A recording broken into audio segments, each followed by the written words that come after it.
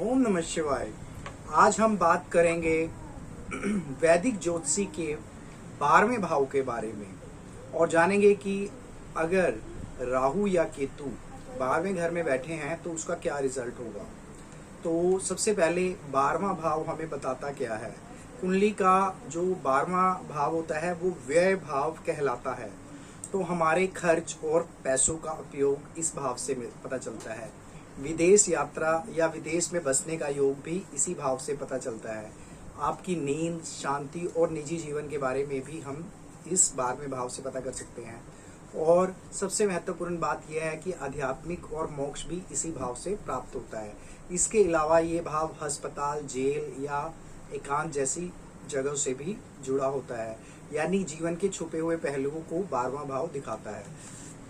अगर आपके इस 12वें भाव में राहु ग्रह बैठ जाए तो आपको विदेश जाने या विदेश में बसने के अच्छे मौके मिलते हैं। उसे रहस्यमय चीज़ों और नई नई चीज़ें सीखने में बहुत रुचि होती है।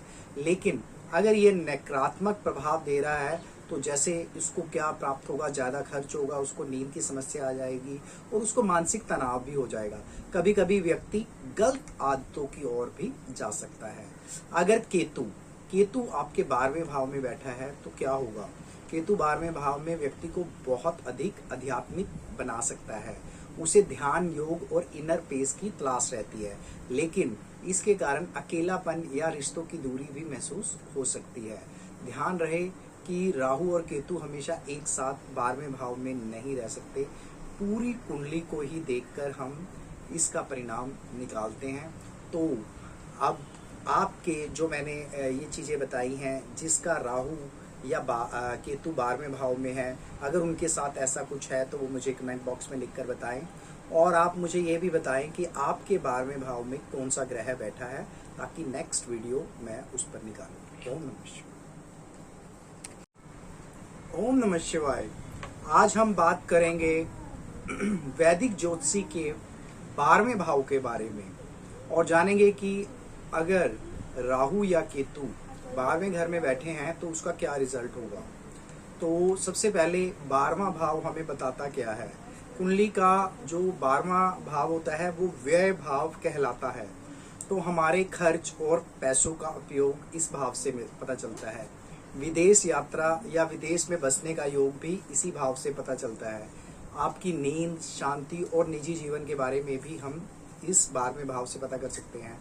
और सबसे महत्वपूर्ण बात यह है कि आध्यात्मिक और मोक्ष भी इसी भाव से प्राप्त होता है। इसके अलावा ये भाव अस्पताल, जेल या एकांत जैसी जगहों से भी जुड़ा होता है, यानी जीवन के छुपे हुए पहलुओं को 12वां भाव दिखाता है। अगर आपके इस 12वें भाव में राहु ग्रह बैठ जाए तो आपको विदेश जाने या विदेश में बसने के अच्छे मौके मिलते हैं। उसे रहस्यमय चीज़ों और नई नई चीज़ें सीखने में बहुत रुचि होती है। लेकिन अगर ये नकारात्मक प्रभाव दे रहा है तो जैसे इसको क्या प्राप्त होगा, ज़्यादा खर्च होगा, उसको नींद की समस्या आ जाएगी और उसको मानसिक तनाव भी हो जाएगा। कभी कभी व्यक्ति गलत आदतों की ओर भी जा सकता है। अगर केतु आपके 12वें भाव में बैठा है तो क्या होगा।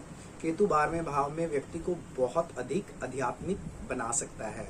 उसे ध्यान, योग और इनर पीस की तलाश रहती है, लेकिन इसके कारण अकेलापन या रिश्तों की दूरी भी महसूस हो सकती है। ध्यान रहे कि राहु और केतु हमेशा एक साथ 12वें भाव में नहीं रह सकते।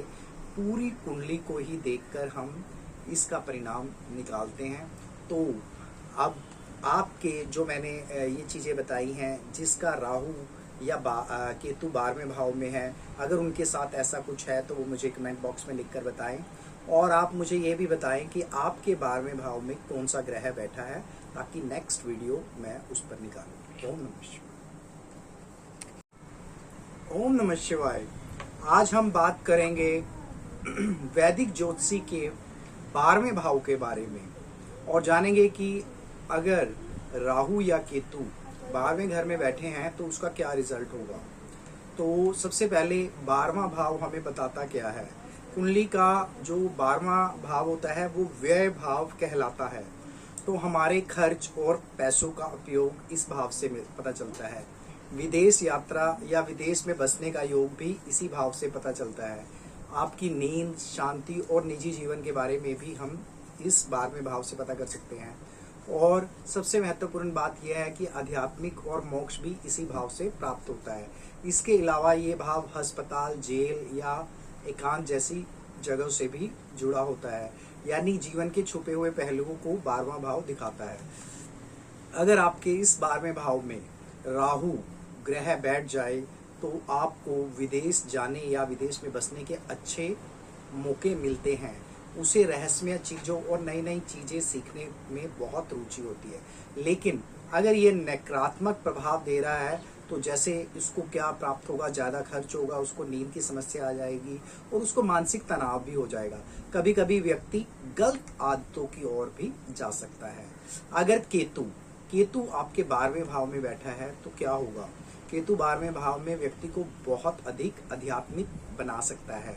उसे ध्यान, योग और इनर पीस की तलाश रहती है, लेकिन इसके कारण अकेलापन या रिश्तों की दूरी भी महसूस हो सकती है। ध्यान रहे कि राहु और केतु हमेशा एक साथ 12वें भाव में नहीं रह सकते। पूरी कुंडली को ही देखकर हम इसका परिणाम निकालते हैं।